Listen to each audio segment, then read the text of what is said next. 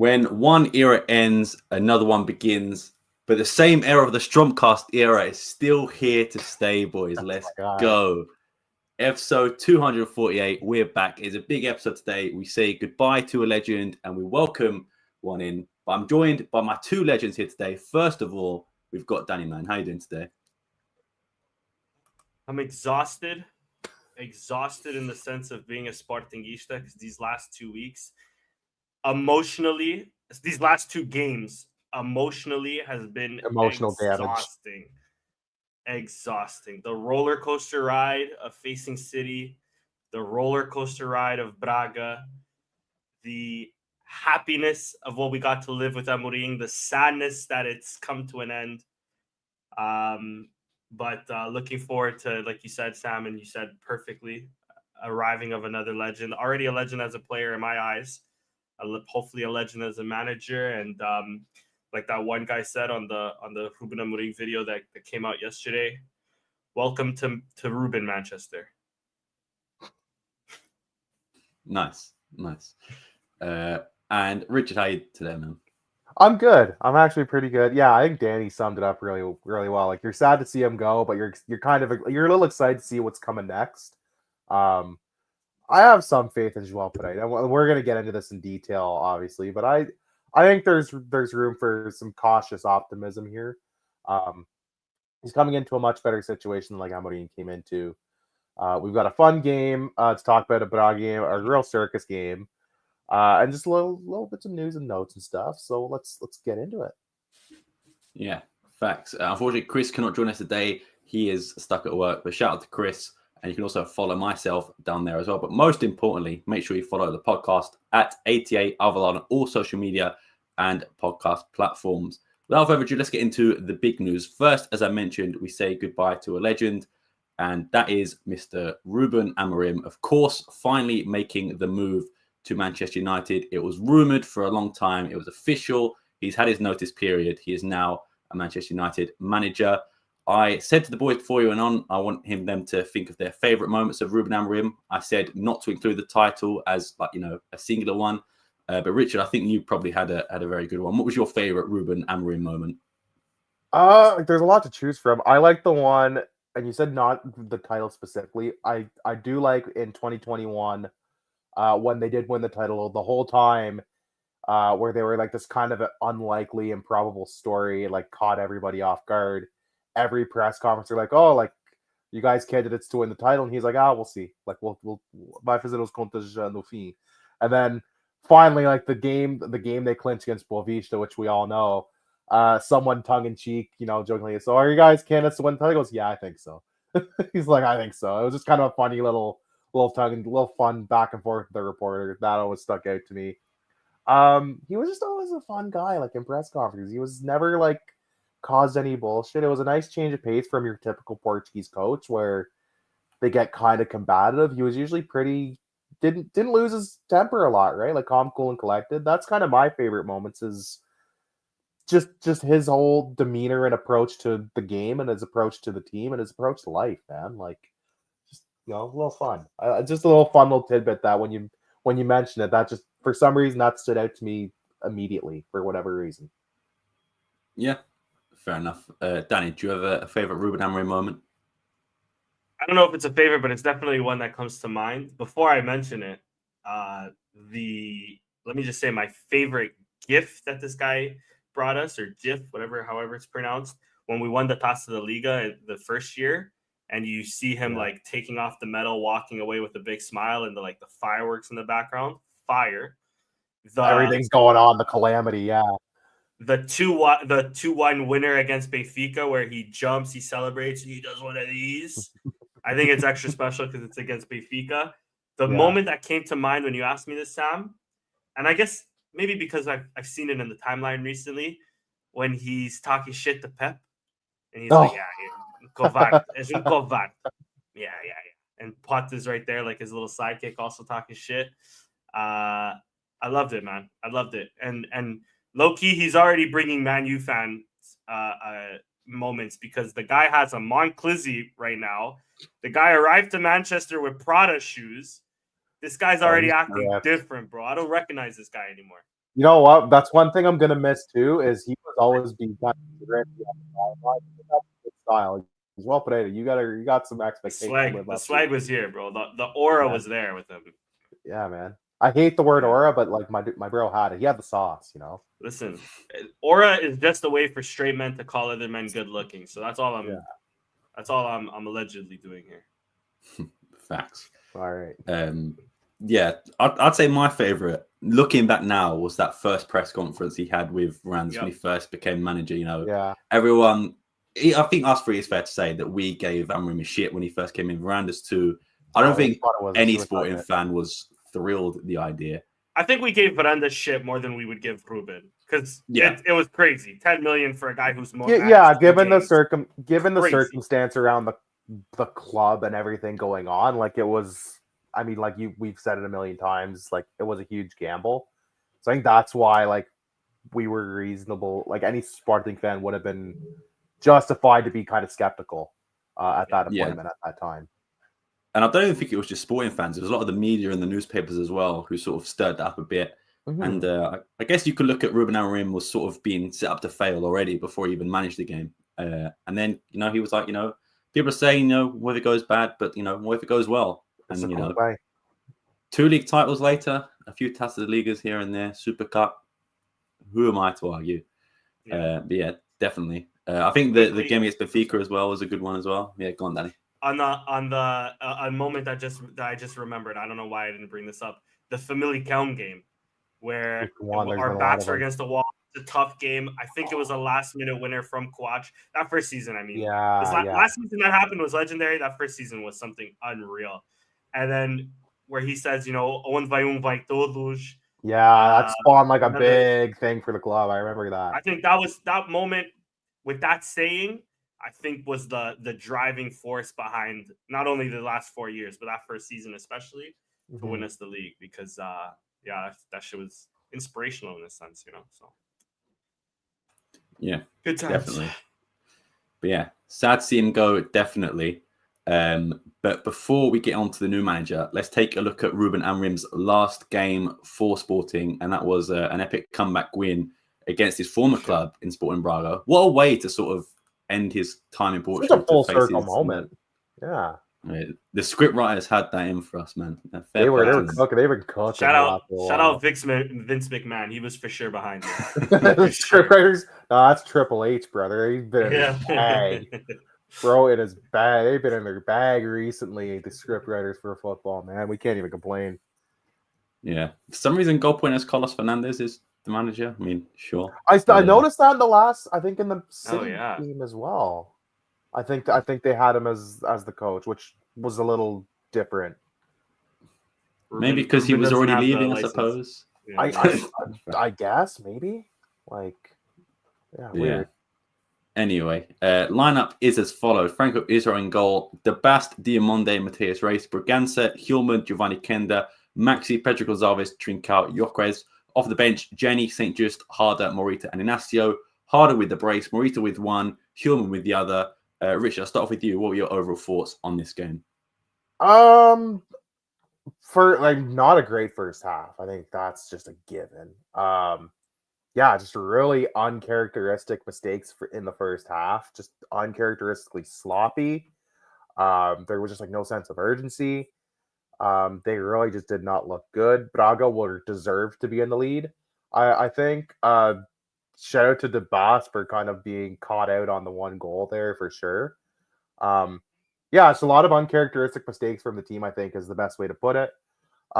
Credit to them in the second half. I don't know what was said at the second half or what was not said at the second half, but they came out way more focused. You didn't really see the mistakes. I thought the substitutes made a big difference. Obviously, Harder with 2 goals was huge.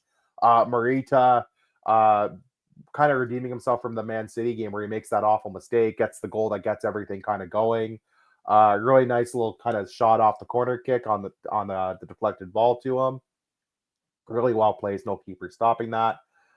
We got our Hjulmand banger, which was so that was such a nice goal. That's one of the goals of the season for this team.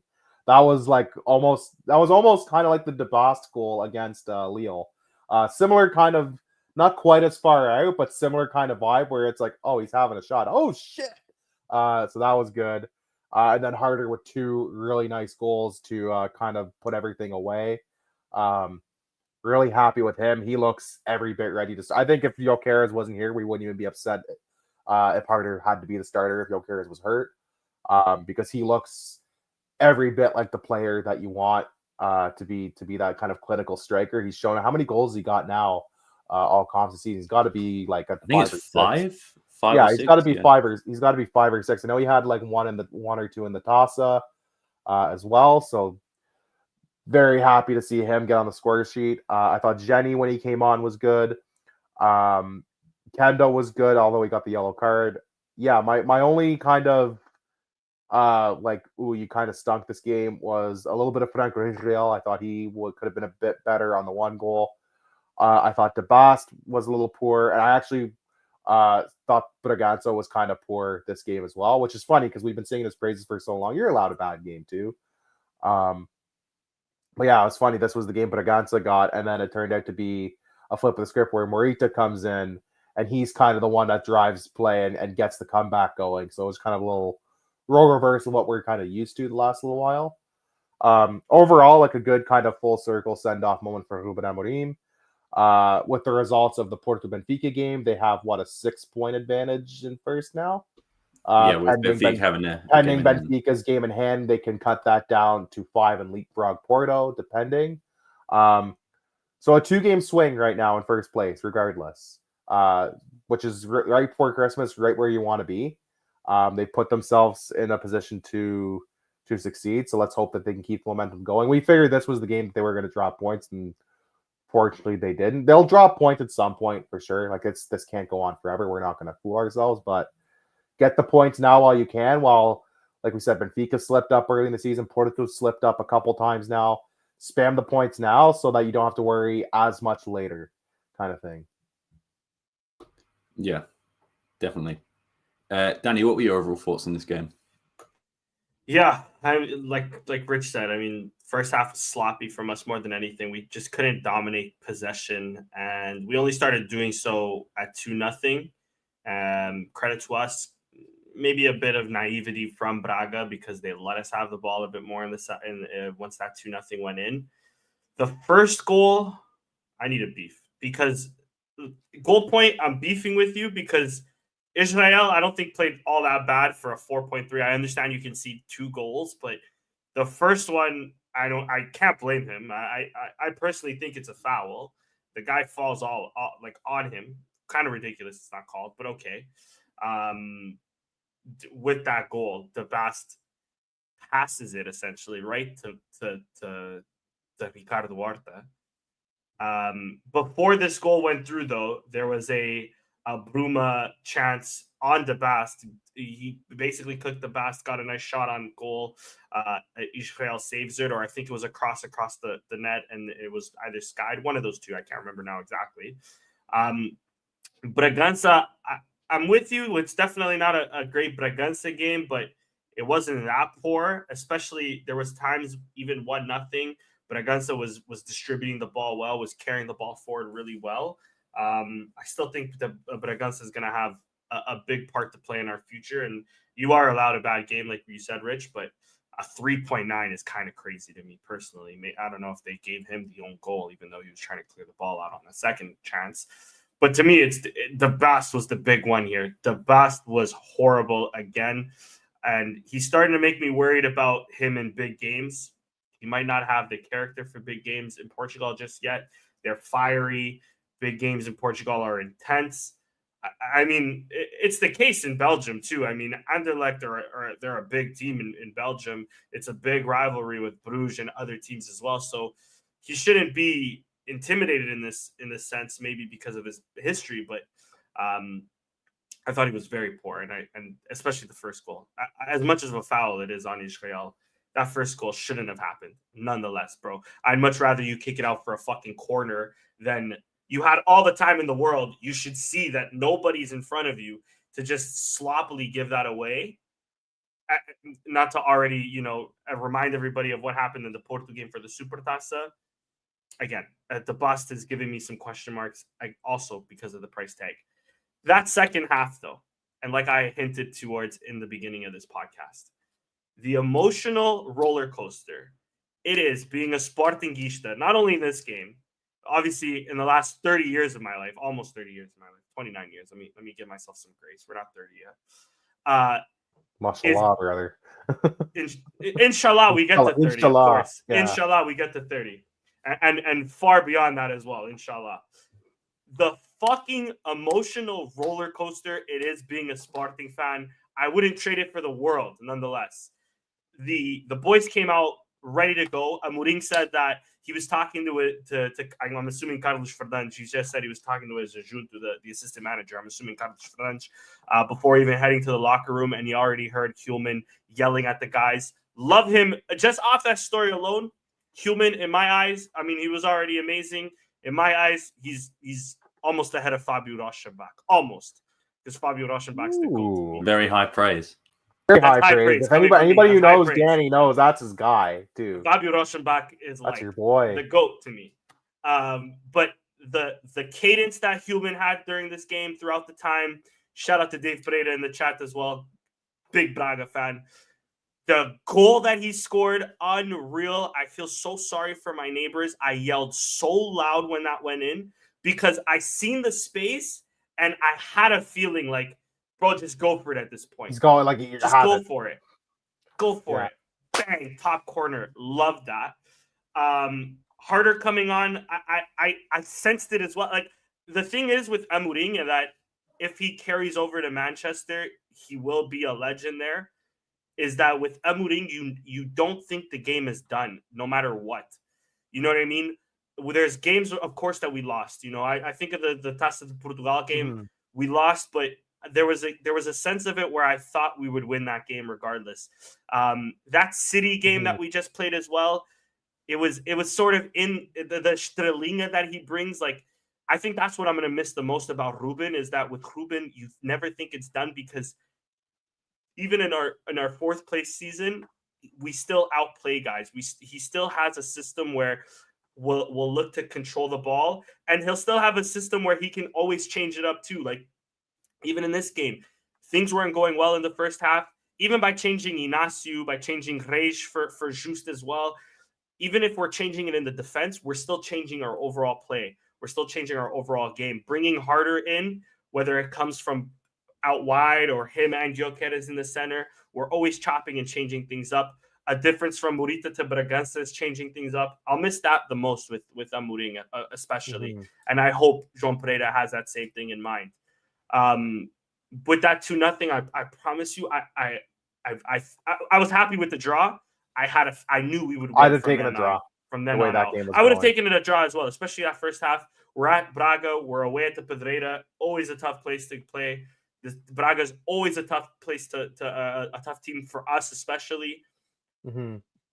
The 2-2 goes in, especially the way Human scored it. I knew it. It could have been in the 95th minute. I knew we were going to score, and to finish this off. I loved what Amorim said at the end of the day, at the end of the game, where he said, you know, Antunes was on the pitch, Neto was on the pitch, Quach was on the pitch. The way we won this game, it was accumulation of those 4 years all together to a kid that's been here for a few months, mind you. It was a great send off. It was a great last 2 weeks with Amorim. An amazing final 2 games with Amorim, of course, the City win at home, and now the away win at Braga to push us closer, knowing that no matter what happened this weekend, one of our rivals, I was kind of hoping for both of our rivals to lose points. You were hoping for a bit more for a draw, which I can get. Yeah, of course, but I was happy with the draw. Benfica winning actually kind of helped a bit better when you think about it. A little, a little. In the immediate picture. If they drew, we would have been just 4 points ahead of Porto, no matter what, right? Yeah. So nonetheless, I mean, 4 points, 5 points. It's still 2 games, so it's not a. It's a 2-game swing. It's not a giant lead. It's not a giant lead, but I'm glad he left the way he left, and it also brings me more certainty because Amorim can only do so much. It's on the players, and I mean, it's clear to see we have a fantastic group here. So the growing pains that João Pereira might have, I think, and I hope, the hope is that the squad is going to be good enough to still surpass them. So if João Pereira makes a wrong substitution, if João Pereira puts out the wrong players to start in the first half, at least, hopefully he can correct it. We'll see, of course. But what I'm saying is this group is so special that I'm hoping it'll be enough to bring us to the Marquês, regardless of how good or potentially how bad João Pereira is, which I don't think he will be. But I think you'll see, group is like special. you said, growing pains. I think you'll see some growing pains here and 100%. there for sure. 100%. But I think he's in a way better position to succeed than his predecessor. There's been growing pains in the B team, so to not think that it won't be here in the A team is naive. Yeah. But like I said, the group is so special that fucking Kaiser can be here and you know what? might win. Long live Kaiser Ball. Long live Kaiser chill. Ball. I don't care. United should have had Kaiser and we should have kept Amorim. Is what we should have. Yeah, they should have gone after Kaiser and we should have. I said if they were looking for a sporting coach, yeah, he was on the market. I'm just saying, guys. Yeah, ashamed to see Pot gone. Also, by the way, because Pot now is out for the rest of the year. He's coming back 2025. That's a big blow. A big loss, especially against Arsenal, man. Yeah, against Arsenal. Shame. Yeah, but Marcus Edwards, I think will finally start getting some minutes. I think he's coming back from an injury. I would hope. Trincão has been playing well. Harder might just step up now. We still have Gyökeres, so I mean, we'll see. Bragança's been playing well too. Morita's, while he's been hit and miss, I think he's actually been better the last couple games. Like everybody for the most part has been healthy. It's kind of the first big injury of the season. I don't count St. Just anymore,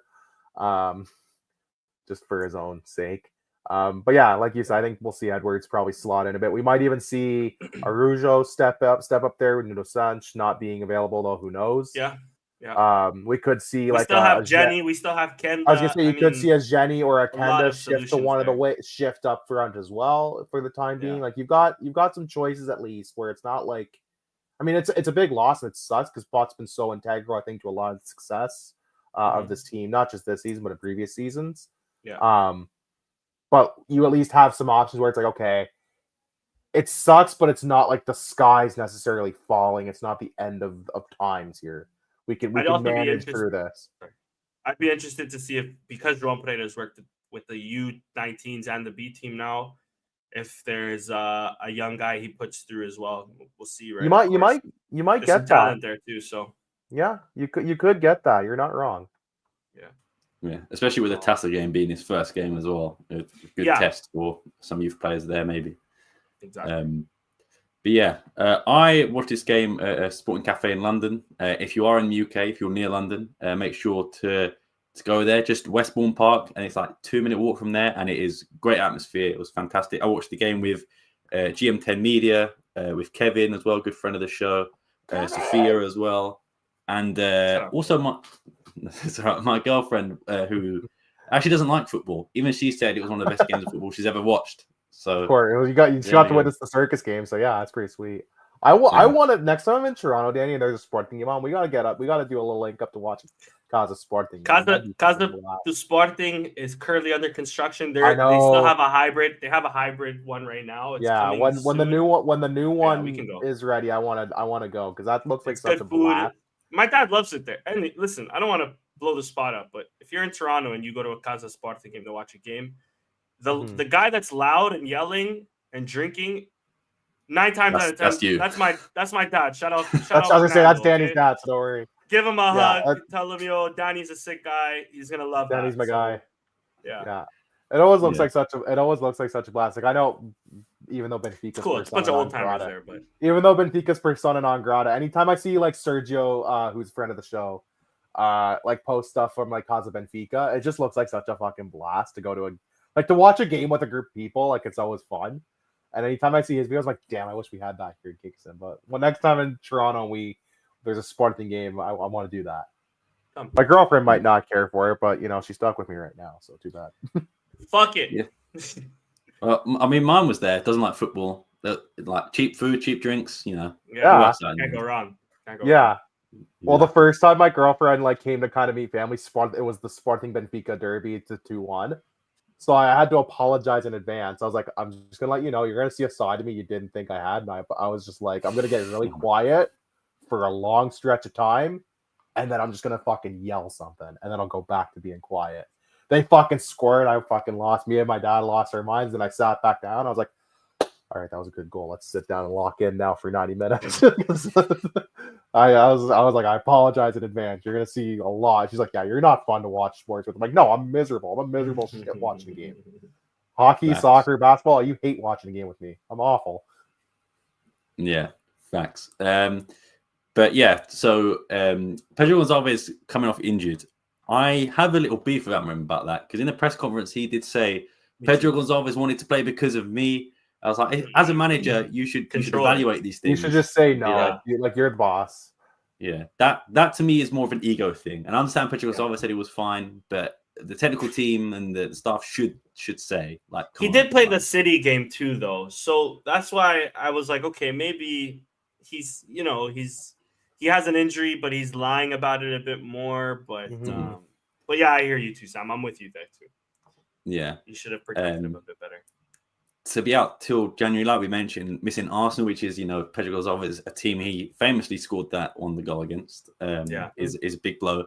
And just in general, he's our biggest creator, our best facilitator. We're going to miss him. Gyökeres, for a big example, is going to miss him, I think.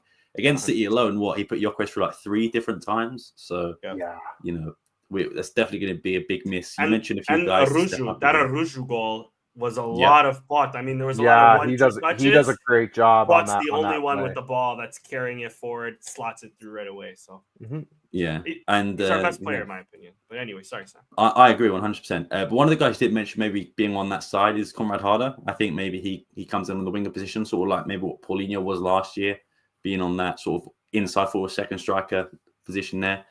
But yeah, I mentioned I was at the Sporting Cafe because GM10 Media, everyone knows, massive De Bast fan. That's a dude, man. I've never seen a guy so upset of a play mistake. He was silent for 45 minutes because of that De Bast mistake. He's never been that quiet for that long a period of time, has he? He was absolutely fuming, and it was obviously we were losing. It wasn't fun, but it was hilarious to watch, man. Obviously, you mentioned the first goal, 100% a foul, by the way, on the keeper. You mentioned it earlier, Danny. 100%. How VAR is missing that is crazy. Wild. I don't understand the justification because they went to check. The ref was. They did a check. Yeah. All right, it's a goal, bro. The guy fell on the keeper. When has that been okay? These guys can't even come out in a corner. If the keeper comes out to punch it, if they slightly touch them, it's a foul. They call it like instantly. Fall on him. It's not a foul. That's crazy. Yeah. But I think as well, the second goal, I put some blame on De Bast too. He is too busy putting his hand up for a handball, and he leaves Diamonde in a position where he has to mark two guys play until the whistle, essentially. Yeah. He leaves Diamonde in no man's land, defending 2 guys. Horta goes through, and it's initially a good save for Franco Israel. And unfortunately, we just can't get it out. And then De Bast is still moaning. Even before the goal goes in, he turns around thinking, oh no, someone's going to clear it off the line. Unfortunately, I think it's Mateus Reis is unable to clear it off the line. Maybe it's Diamonde. But yeah, man, De Bast was very poor. And Danny, you made a good point saying in Portuguese matches, big games, he's not there. But against Man City, I thought he was very good. Of course, against Lille as well, scoring that wonder goal as well. But for some reason, against Porto, Benfica, I can't even remember if he played the 2-0 against Porto where we beat them. But he just doesn't look that confident. I don't know what it is. I think it's just lapse of concentration, maybe. And being so young, maybe that will just come with time. Could be that. Because I think Diamonde and Inacio also have that sort of bozo moment in them as well. And I think we've seen it a lot more this season. But luckily, we've got guys like Gyökeres, Pedro Gonçalves, Trincao, and Harder in this game as well, that can save their mistakes, and we've seen that quite a few times as well. And one last negative before I move on. I thought Trincao in the first sort of 60 minutes, he was so bad. He was not great, was he? He was not progressing well with the ball. He was getting tackled, out-muscled. Gyökeres as well. Sometimes when he comes up against Braga, I think it was last year in the Tassa, it was Jose Font and Paulo Oliveira. They had him locked down, and exactly the same in this game. He could not get a sniff on goal, and that was a Pereira shame. guy. That Pereira guy locked them up this game pretty well. Yeah. I'd say, too. Yeah, credit to Braga. In the I'd first say 60 that. minutes, they were fantastic defensively, Yeah. and Yeah. it really showed. Now on to positives. Before I go on to the obvious one, I thought St. Just coming on was fantastic. He played with confidence. He played with that sort of swagger. You mentioned the word aura as well. Definitely kind of doing showboating, doing those passes.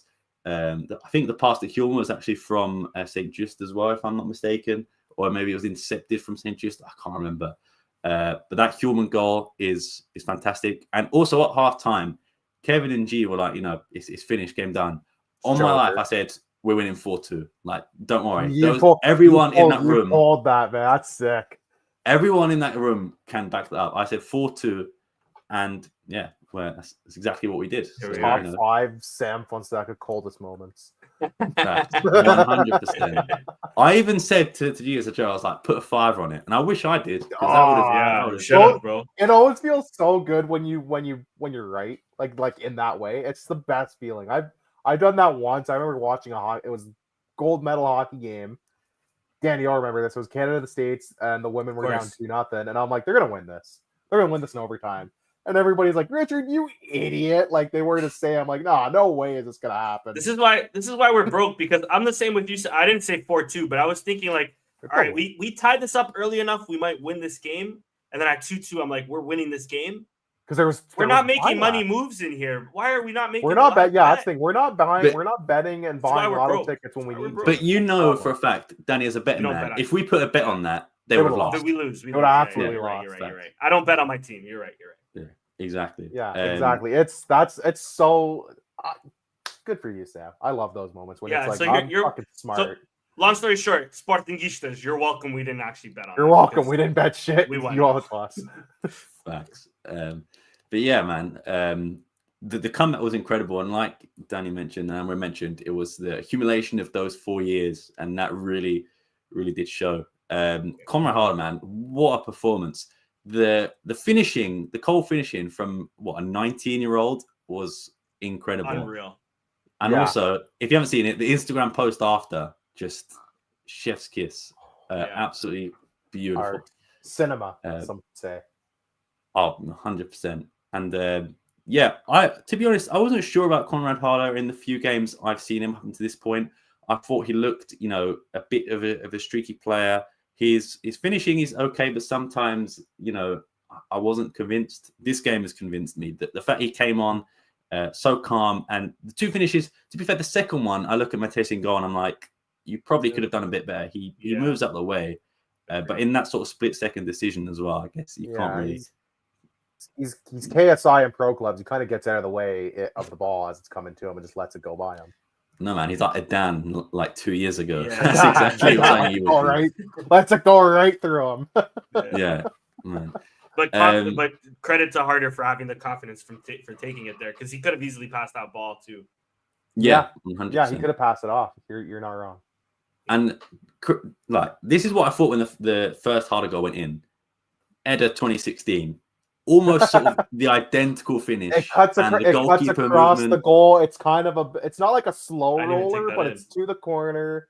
It's got enough pace. The keeper almost gets there. Yeah, I never thought about that. I think it's also the way Mateus falls as well, similar to how Lloris fell. And he was just like... It's just kind of like... yeah, sort of dive in, but out of reach. It was great. That was a really great finish, that one. That was fantastic. But yeah, don't think I have too much more. I think overall, we do need to improve definitely in the first half. They caught us by surprise, I think, and that was an issue. We mentioned the Bast, of course, but I think, it's easy to blame one guy, but Gyökeres, Trincao, even Maxi, Giovanni, I didn't think were that great offensively either. Mm-hmm. And luckily we had the players and the mentality to call the game back. But what a send-off as well for Amorim as well, winning that game against, former club. Just fantastic. It's a nice full circle moment for him, for sure. Yeah, definitely. And I think we're probably all going to give man of the match to Conrad Harder. I don't think there's probably another one. Maybe I was Hulman, actually push. Yeah, I was going to give mine between to him Hulman, and Hulman. but I also do want to give a special. I think that other than those two, the other you just mentioned him. I liked him a lot. This game was Kenda. You can say he's at fault for the first goal. I hear it, and I do think he could have done a lot better there too. But his maturity in this game, the way he was going with the ball moving forward. I keep having to remind myself this kid is 17 because he plays like a 27-year-old. He plays so beyond. Plays like a guy in his prime with that young athleticism behind him too, right? Again, another solid performance from him. I'm curious to see how João Pereira lines up. Of course, I'm curious to see where, how Kenda can continue this form because. Obviously, a lot of it comes from Amorim's confidence in him. Even from last year, Amorim was talking about him. But curious to see what he is moving forward because if he can continue this, who the hell knows? The sky's the limit for this kid. Sky's the limit. How much are we really going to sell him in the summer? If we sell him, but I think if he continues this, we're definitely. I mean, it's going to be probably a top. I think at this point you could definitely say it's going to be like a top 10. Money sale because we had a lot of those recently. Yeah, it's going to be like a good chunk of change. I'm worried it's only going to be 75 when we can easily get João Felix money for the kid because João Felix was sold at 19. This kid's 17, turning. This kid's 17 and he's already going crazy. I guess the good thing is that we have so many valuable players in our squad that it feels like we can only really lose one and then we can get the release clause for the others. If we did have to take a cut price on I don't know, for example, a Diamande. Or I don't know. There's a rumor Gyökeres is like 65 million release clause or something like that. But you know what? Like it's also a good position because you have so many players that are in demand. The second one comes along and does break the bank for someone, you can kind of be like, okay, and that's kind of our big outgoing transfer. We can kind of hold on to the other ones for another year. Kind of the Benfica strategy. They usually make 1 or 2 big sales a season, and they kind of keep the players they want to keep, and they'll go out and they'll attack the market. Or I think Sporting maybe not as aggressive on the market for incoming players, but you sell a Gyökeres for like 100 or a Kenda for like 100. Let's just say hypothetically, that's your money for the year.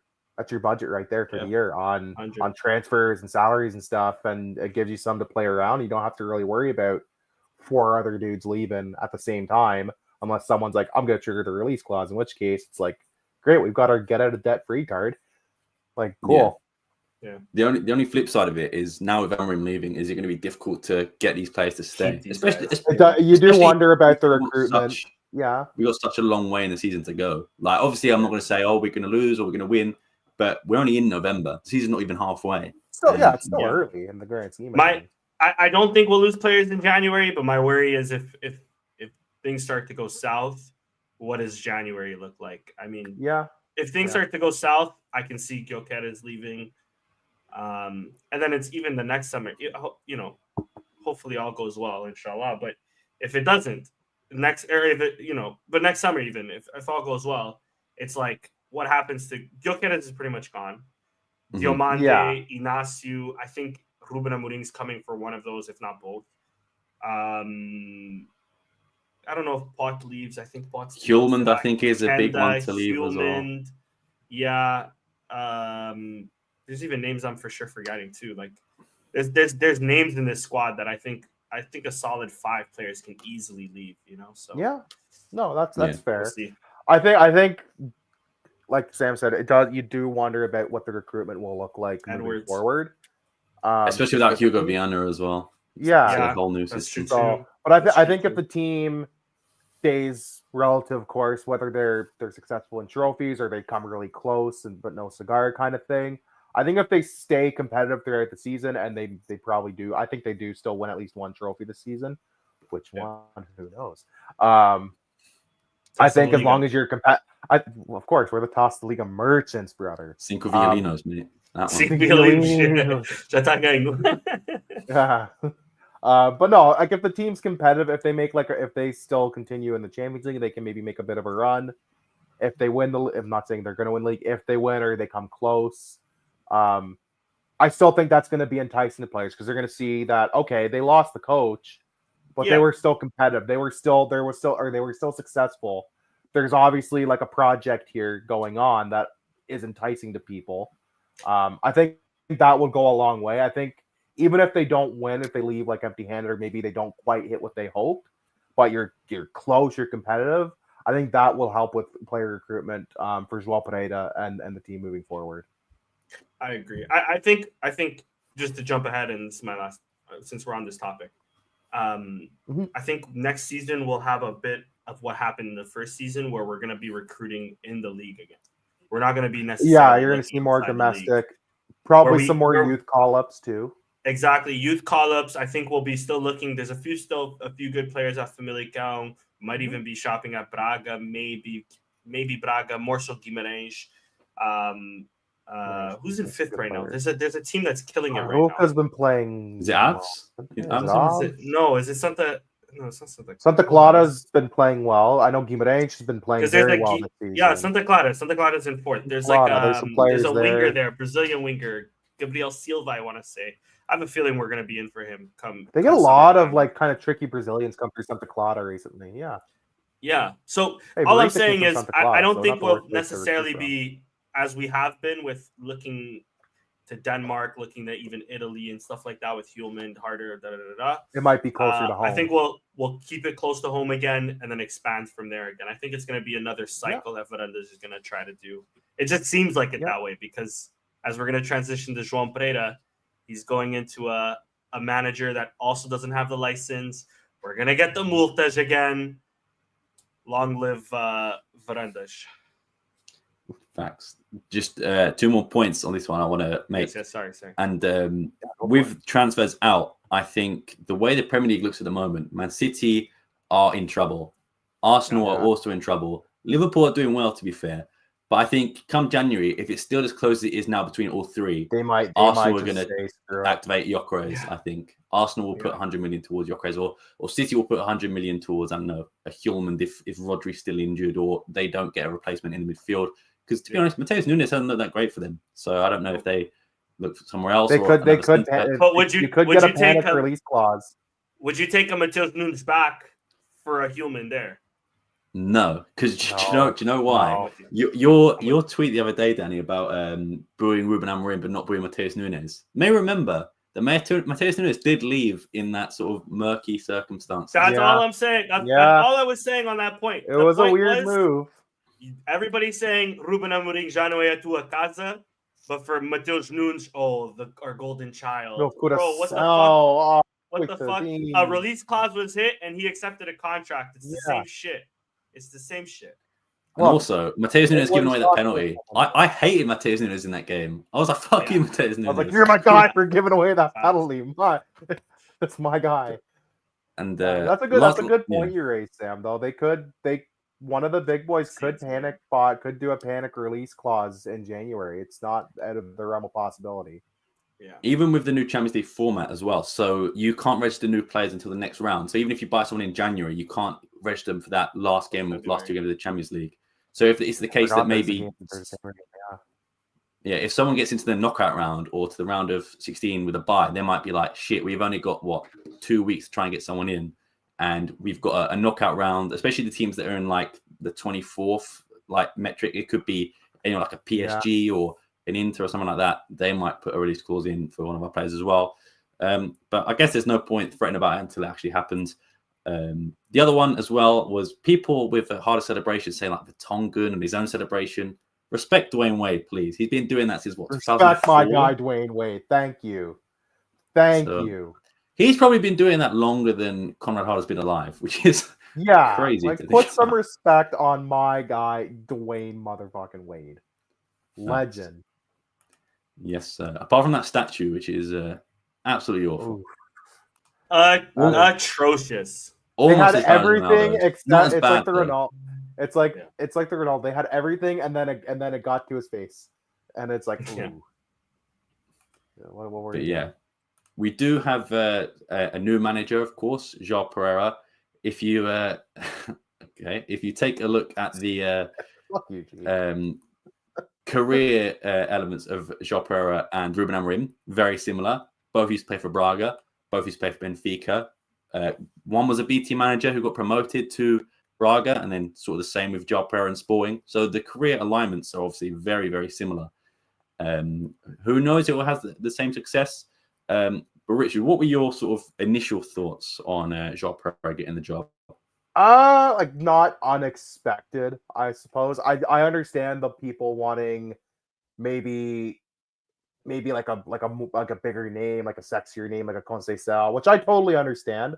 I think from a culture standpoint, as much as I would have liked a Conceição, it's too much of a departure from what Ruben Amorim brings. He's just too bombastic. He's too loud. I think having this appointment, which they were already kind of expecting to do at the end of the season, anyways, it was kind of an what's the word I'm trying to, an open secret that he was probably the next one in line eventually. And like they admit, it wasn't really planned on until recently that, oh shit, like Ruben's leaving. Okay, well, we got to kind of fast track a little bit. Players like him. Like we've already heard a lot of players say a lot of good things about him, about the appointment since it's been announced. But Braganza had huge praise for him. Some of them obviously played with him on that championship team. Not too many, but a couple. Braganza, Pot. I know I'm missing like one or two. Inácio, Quaresma, Nuno Sanch. There's a few holdovers from that championship team that will have played with them. Yeah. I want to reach my coach Nev's ball. You don't want Nev's ball, man. That's suicide mission. But yeah, I don't hate the appointment. I think we owe him a chance, kind of like Amorim. Patience as well, I think, is going to be key. There will probably be a bit of a learning curve for him, and I'm not expecting him to do holy crap, wondrous things right off the bat. But if he can at least keep things kind of stable, and you don't really see a drop off in the team, I think that's a win for me. It just sucks because it's mid-season. I would have liked him to have like a full preseason to get used to it. But again, Amorim was the same way. He came in mid-season, albeit later in the season, just before COVID hit, funny enough. But it kind of worked because he had the year that time to evaluate the whole team and decide where he wanted to go with the project. Joao Pereira is in a much better position. The team and the club just are not in turmoil and absolute shambles like when Ruben Amorim took over. So I think right off the bat, he's got that as an advantage. He doesn't have to worry about, do I start Jesse or, Thiago Lori? Like he's a little more spoiled for choice these days. So give him a chance. Let's see what he does. I'm cautiously optimistic, I think, is the best way to approach this. Don't get your hopes too high up, but don't leave the bar on the floor kind of thing either. Yeah, facts. Danny, what about you? What was your initial reaction? I mean, yeah, it was a bad kept secret. I guess we kind of heard it from the moment Amorim was linked to United. Now looking at it, it's probably the best case scenario for the time being because, like Rich said, it's November. We're in great shape. Really into a title challenge now. Yeah, exactly. We're in great shape. So you don't want to grab a Conceição where, exactly you said, Rich, it's going to be a different brand of football. Obviously, the ideal circumstances is if he leaves in the.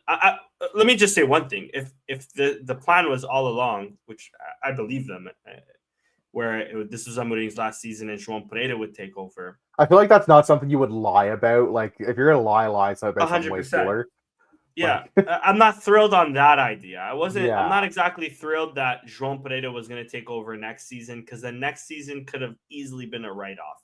Yeah. Right? The more ideal thing would be, if this was Amorim's last season, we get an Abel Ferreira. We get still a progressive young manager.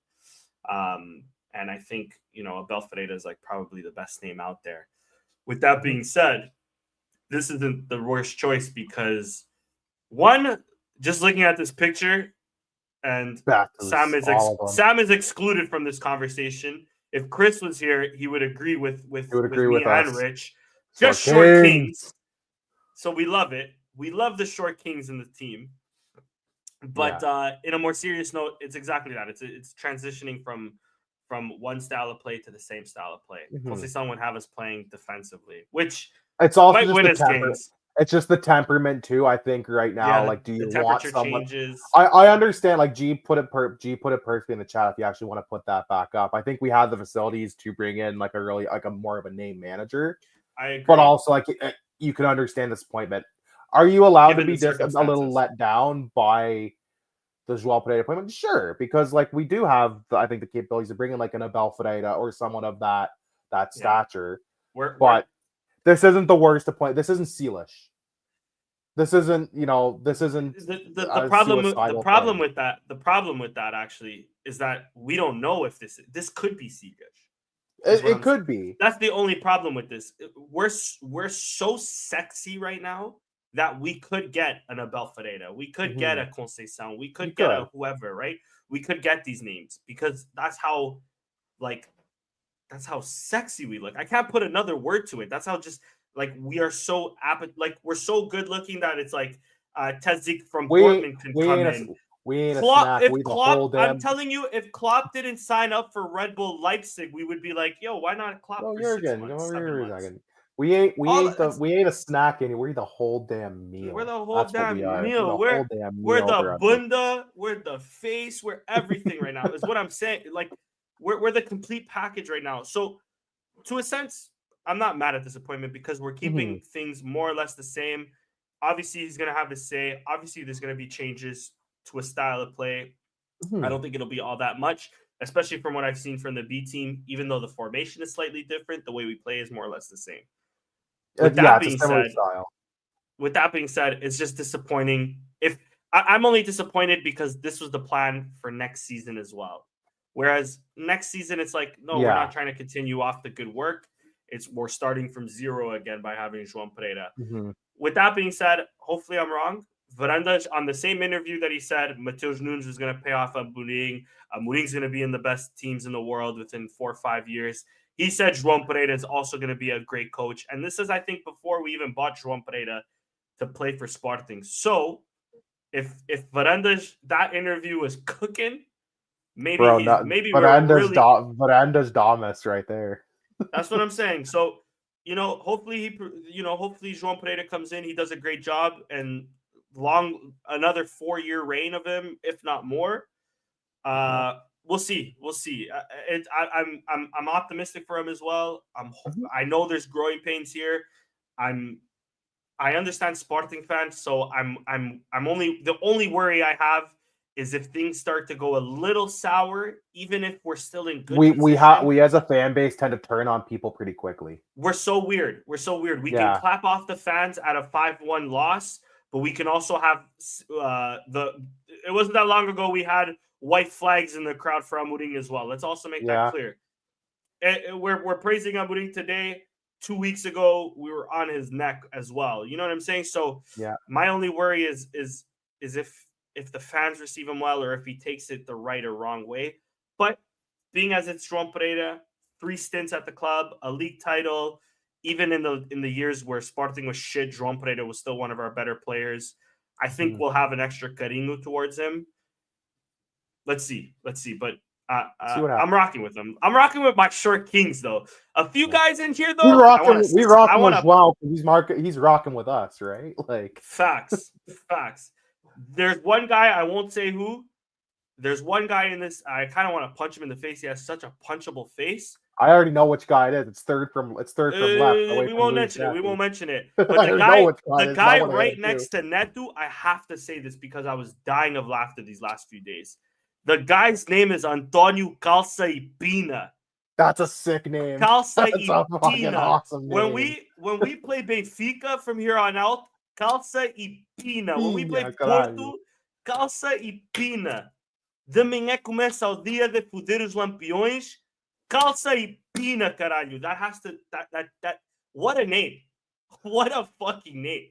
I am so proud. That might be one of the top names in Portuguese. Listen, football. I am so proud of my last name. I'm so proud of being a Saldanha. Oh, God. Can you imagine being named Calça y Pina? Pina. That is crazy. That's a crazy name. Shout out to him for even making it this far in life, because I know you got bullied in school. Dak was stacked against him. Calça y Pina, that name is Dak was crazy. stacked against my boy, and he made it out the hood. Shout out to Calça. Shout out to Antonio. Let me also just say on them, there's already murmurs online. Let's stop that right here. We had a Benfiquista manager for the last 4 years that brought us the best memories of our life. Who cares what team this guy supported? So long as he gives everything to Sporting, I can care less. The man's name is Calci Peanut, bro. He has bigger problems ahead of him. Other Robs than who we cheered for as a This kid. guy's name is Calci Peanut. I love this guy. That's incredible. Clip that That's up, that's my spiel on Joao Pereira, boys. Sorry about that. Calcipina. I will say love it, one man. thing, not related to Antonio Calcipina. I do like Luis Neto being part of the staff.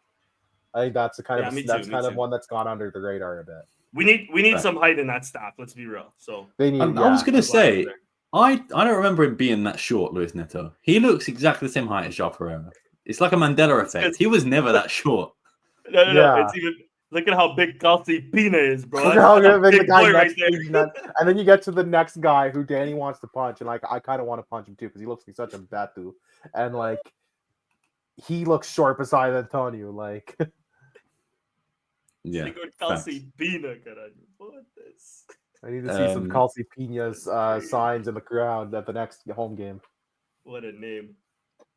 But yeah, for me, You know, I if the think team you. starts. Sorry, Sam. You know, if the team starts No. cooking as well, there's going to be like a Twitter at that pops up for that guy as well. Bro, I don't care if it's against who's our next game? Fremouth? Who is it? Fremunder No, it's somebody. It's a small team. yes. I can Can't pull it remember up the because it's names in of Anyways, predictions. I don't I'll care if it's a pull it up. small team. If Amarant. Amarant. Thank you. Yes. I don't care. I hopefully this happens. We win anything more than 4-0. All I'm saying is Calci Pina from here on out. We don't want to be the Strompcast anymore. Or the No. This is the cast. Calci Pina podcast. What a name. What a What a fucking name. Man.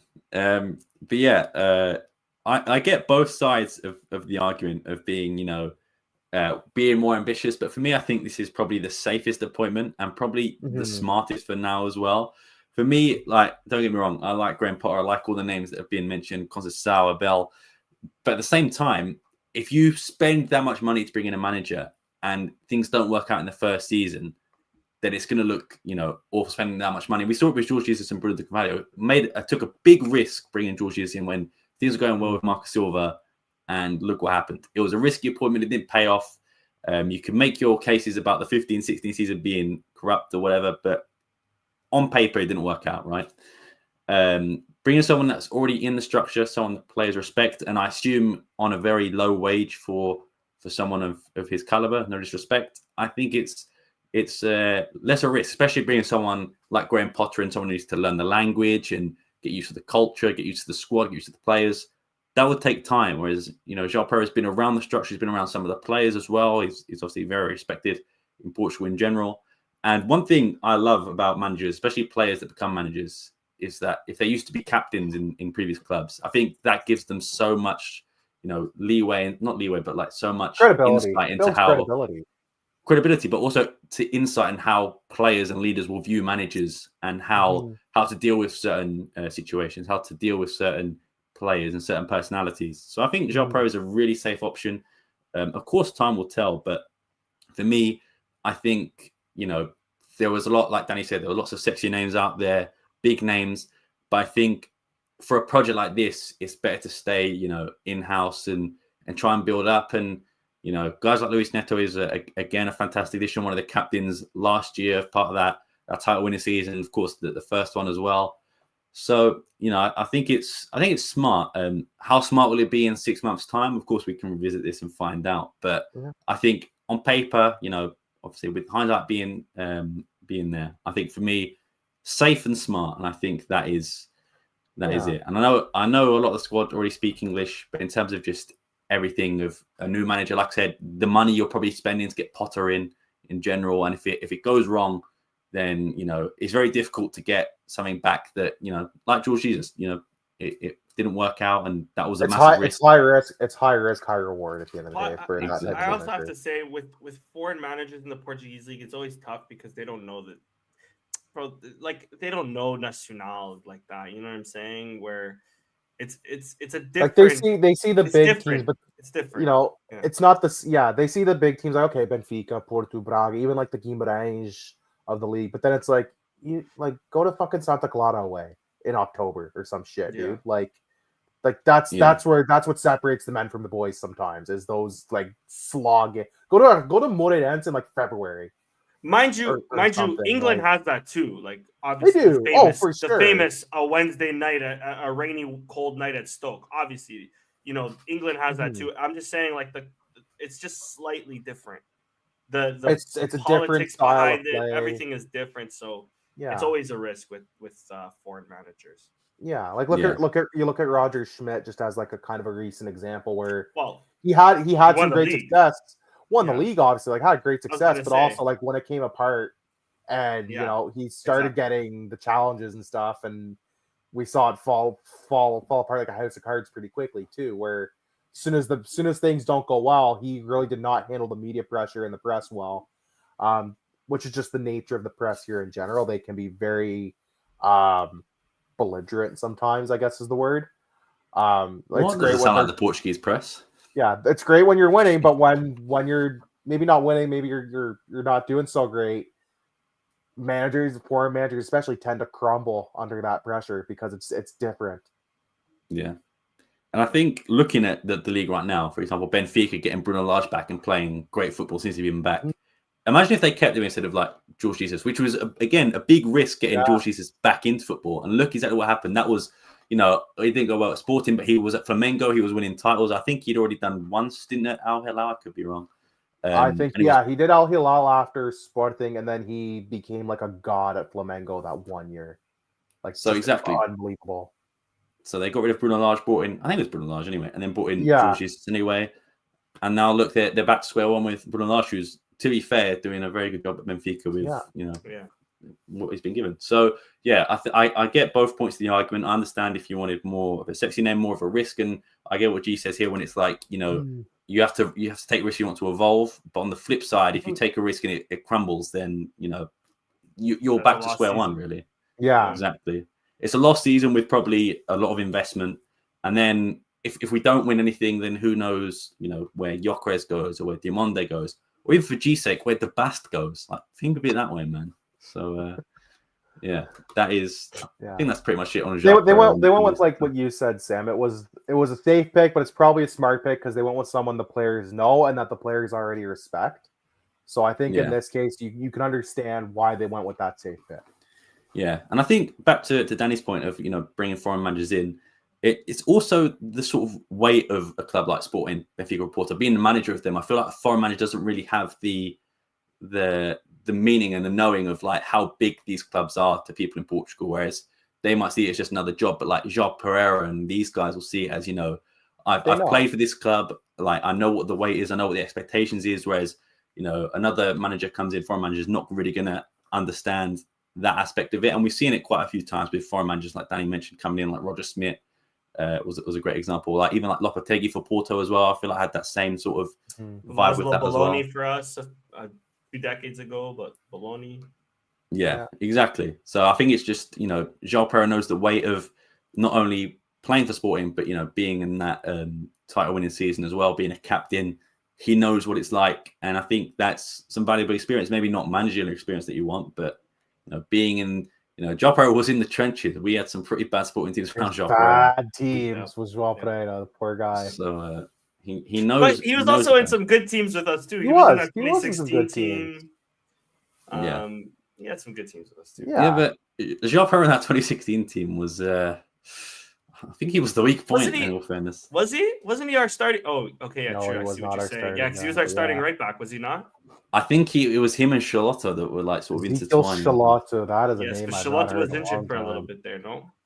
Yeah, and to be fair, I don't remember him being that good. Cointel Maybe it's revisionist history. But yeah, no. That was also like 8, almost 9 years ago. Yeah, that was a long time ago, my friend. We have had a full life since I was like 12, right? I was like 12, man. I think you're like 25. I was in my 20s, bro. I'm 27 now. That was a long time ago, dog. But yeah, we do have some Twitter questions before we get into predictions and things like that. I was going to say, Richard, because I don't have access to the link, are you able to get it up? This is, old machine. So if one of you could get up, I can get our Twitter questions up in one moment if you want. I've got the Twitter questions. I've got the Twitter questions, not the. For predictions, that's fine. Yeah. Sorry. Yeah. Okay. Yeah. Go for it. So I'll start off with Paul Rodriguez. So he asked, do you believe Amorim will eventually bring any sporting players over to Manchester? If so, which players? Danny, you touched on it a bit earlier, but who do you think Amorim will bring with him to United, if he does bring anyone? He's pretty much said he will. He said it not in January, and then they asked him how about in the summer. He said, "Well, we'll see. Sporting has some big players there. Mm-hmm. We'll see what happens with his center backs, but I think Diomande and or Inacio are going. Yeah, and we'll see how he plays with Højlund. We'll see how he plays with Xerxes. I personally think he's gonna like Xerxes more than he likes Højlund because Xerxes is more of that Paulinho mold. But I think it's safe to say he at the very least wants Gyökeres. I don't know if he'll get him, but he definitely will. He'll probably make a play for him, though. I think it's safe to say he'll at least make a play in the summer. I don't see him coming after Hjulman, because he has Ugarte there, and I think Ugarte and him will work. I think Pot probably won't go. I think Pot's probably stuck in the Portuguese league at this point. I know people always worry about him, but I think unless a really crazy offer comes, I think he's here to stay for the time being. If Pot leaves, it's not to England, it's to Italy. I can see Pot leaving to England. I could see England. I think even Man United. I think you think I don't know. He's probably the cheapest option right now of the best sporting players. It'd probably take 50 million, 45 million to get Pot away from Sporting. I don't think it's close to 80. The only reason I don't think he's going to go to United is because I think Bruno Fernandes is going to play his role. I don't think Bruno Fernandes will play. I think Meno will be in the midfield with Ugarte, and Bruno Fernandes will play the Pot role. But if they're losing, Bruno Fernandes will go into midfield. He'll put or if there's like an injury, you could see him playing in the midfield. Yeah, I think that's why I don't see it United. I could see England, but I think right now, of all the players, of all the big sporting players, I think Pot's probably the safest bet to stay. Actually, he's been linked to Aston Villa for the last 3 years as well. So I'll be surprised if Aston Villa don't pull the trigger on. Yeah, but you know what? William Carvalho was linked to Arsenal for 5 years and never went. Yeah, still time. English teams don't pull the trigger. The only other name that we haven't mentioned that I think will go to United, because from the videos I've been watching a lot of content on this. They talk a lot about the law and Mazraoui, how they'll work with the wing backs, blah, blah, blah, blah, blah. One player I think is not being mentioned enough is Ricardo Isgaio. I was waiting for that. I knew. As soon as you said wing back, I said if you said maybe Kenda. Sorry, maybe Kenda. But Ricardo Isgaio, Amorim, if you're really sorry, you do come to Sporting in January and you buy Isgaio off of us. Right. For all I'm saying is Man United need a striker as well. There is a striker banging goals out in Mexico who also should be in the national team, by the way. I'm not even agenda. He should be there. I'm not even joking about that. Yeah, he should be in the national team. But you are right, though. United do need a striker, and there's this kid in Porto that can't stop scoring. Yeah. Fact. Big Amorim, you need a wing back. There's a wing back that United have loaned out to Benfica that is playing really well. Snatch that guy. Can they take the Turkish winger as well? He's so good. That guy. You're at it too. Exactly. That guy's so good. Get him in too, brother. Amorim, if you want to apologize properly, which I don't think you should or have to, but if you want to apologize properly, buy from the rivals, please, in January, ASAP. Yeah, facts. I agree. It'd be stupid not to try Gyökeres. The only thing he says, obviously, he's not going to buy any players in January. But he's not in charge of player recruitment. That's Ineos and Dan Ashworth. What if they just say, okay, we're going to match this guy's clause? What's Amorim going to say? Oh, no, don't do that. No, don't. At the end of the day, he'll have a say in the players, obviously, I think. But if they decide we're going after this guy and breaking the clause, that's that. I do have a feeling, though, that there is a silent agreement made that's okay, take Amorim, we won't bust your balls too much about more money, about the staff or anything. Come back for Gyökeres. We'll give you a discount in the summer. Yeah. I think there's a silent agreement. There's a little gentleman's agreement kind of thing of you can come back and we will knock a couple million off here or there, but don't give us any shit for the rest of the season. And you can come back and we can talk turkey then. Yeah. Also, I can't believe we let Ferro go as well. I thought he was going to be a lifer here, but he went with him. Ferro, man. What are we going to do?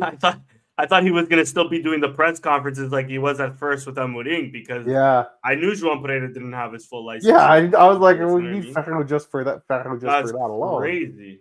We need him just for that alone to do the press con, to be the coach and not name. Yeah, that's Jeez. crazy. Wild. Facts. I know we already spoke about it a little bit. Mauricio, I'll give you the second question. How confident are you in Fernandes to maintain the success of Sporting after the departure of Hugo Viana and Amorim? I mean, I think we all want to at least see how it plays out.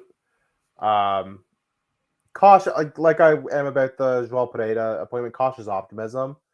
I think he's kind of found his rhythm as kind of the president of the club, where he talks when he needs to, and he kind of stays back and kind of out of the limelight most of the time, which is what I think more presidents should do. You should only really pop up a couple times a year, for obviously like big news and stuff like that, or when there's like you're announcing a new project, or we got our sexy new signing, that kind of thing. So he's kind of found his rhythm as a president. So I think cautious optimism with him as well. I'll give him a chance. I think they can do well. The recruitment's been good. He hired the right people before. I think we all to see that he's hired the right people again and go from there. Like wait until we heap praise and wait until we want to heap criticism on him. Give him a chance. These things take time to actually formulate an opinion sometimes, people. Yeah. Facts. Yeah, 100%. Shout out to Nuno Gabriel, long-time fan of the show. He asks, what do you guys think went wrong in that first half versus Braga? Was it nerves, lack of concentration, bad luck, especially considering how we came out and dominated the second half? To be fair, I think it's a combination of everything. A little bit of everything. Yeah. I'd say mostly bad luck on the first goal, considering it was 100% a foul. But I also think they were just, I don't know what it is, they just didn't seem up for it in the first half. Really, anyone on the team. And it's almost like they were going through the motions in that first half, I think. Yeah, I think they were just almost out of it. Like you said, maybe the occasion got to some of them. But yeah, I think definitely a combination of all three. Richard, do you want to share the predictions? I can in 1 second, my friend. Let me pull those up. Not really much for predictions this week, I will say. We all got a point. No one really had the score line or anything like that as we go here. So Danny had 3-1. None of us got a single goal scorer, which is really disappointing. Oh, jeez, please. None of us got a single goal scorer. The closest ones to the score was actually Sam at the 4-0. We all just get a point for the win. That was it. We've already done our Man City stuff. I was the only one who got a point from that game. So the table is as it stands. Danny at 23 points. Sam's leapfrogged him recently. You're at 24. Jordan. Chris is at 28, and then I am killing it in the league. 40 points right now. We had a little bit of a scare a couple weeks ago from Chris. He was making a bit of a run, but I've had a couple good predictions, and he missed one and had a bad one. So we're back. We're back where we belong. You come for the king, you better not miss. You know what I'm saying? So our next game is Amorim in the Taça de Portugal. It's early. It's international break. We're not going to make predictions now, but that is our next game coming up. So we'll have predictions and Arsenal in the Champions League. And Arsenal in the Champions League as well. We're only halfway through Champions League campaign. We still have Arsenal, Bruges, Leipzig, and Bologna. We'll be finishing off. We're in second in Champions League right now, so we're pretty happy with that. We're in kind of like we said earlier, like you said, Danny, we're in a good position right now on all fronts to challenge for all the trophies. So we're happy. If you told me this if you told us this in August, this is where we'd be come November, come the last international break of the year, we'd have taken it. We'd have said, absolutely, we'll take that. What do we need to do? What monkey's paw thing is gonna become of this, or who made a deal with the devil? Yeah. If you told me you were going to beat Man City 4-1, I would have been like, if you said that, I'd be like, okay, but what happened before that or after that? Yeah. It'd be like when we beat Arsenal, but we were like fourth in the league. So it was like, we were fourth in the league. We had just lost toss in the Liga. We were out of the top. We were, I think, out of the toss already or close to it. Like, it was a shambles. It was like we won, but at what cost? Yeah. Facts. Yeah. I don't think there's anything else unless you guys have got anything else to add. No big modalidad stuff. It's international break, so it's a bit of a slow news week. We can talk about the call-up if you guys want. There wasn't really any surprises in the Seleção call-up. We'll probably talk a bit about those then got games. injured. So Yeah. We'll probably talk a bit about those games on our next show. We'll probably be off next week. But we'll be back the following week to talk Seleção a little bit, and obviously talk about the first games under the Joao Pereira kind of tactical team and see how that goes. Yeah, facts. And I think in good news, I think this is the last international break until March. So it's long, it's crazy how there's 3 this part of the season, like September, October, November. That's crazy. I'm not gonna lie. I don't want to make this into like a whole long debate, but there is way too many games of football on. There is too much football. Yeah. There is too much football. We need to not just an injury like thing, because I think that's the big one. But even for me, I'm just like, I can't be bothered to watch it. I've not watched a Portugal game since the Euros. I cannot be bothered to watch Nations League or international. No, I haven't watched. I don't care for it. Like, if it was up to me, we'd scrap toss the Liga. I'm sorry, that's gonna hurt Danny. And we would lose one. We would lose one of the international breaks like in the fall. Like I would lose. I would actually lose. I would lose. Just get rid of Nations League. I think just get rid of it. I'm with you there too. They'll never do that. But if you can get rid of like one of the international breaks, like that would, that's like a 2-week span of just like we can kind of spread stuff out and chill a bit. That'd be where I would do. I don't think that's been announced of who's taking Pedro Gonçalves' place. I think Samu from, is it Mallorca or somewhere in Spain? Took someone else's place. He took a spot. He took it. Yeah, he basically took it. But I don't know if it was Pedro Gonçalves. I don't know if they're going to have a replacement for him or not. Who knows? Yeah. I think that is it for today. Before we go, make sure you follow Richard there. You can follow myself down there. Follow Danny there as well. You can also follow Chris, who wasn't with us today. But most importantly, make sure you follow all things. Yeah, of course. Make sure you follow all things Alvalade on all social media platforms. Hopefully, we'll see you in 2 weeks. Hopefully, we win against Arsenal. Who knows? See you next time.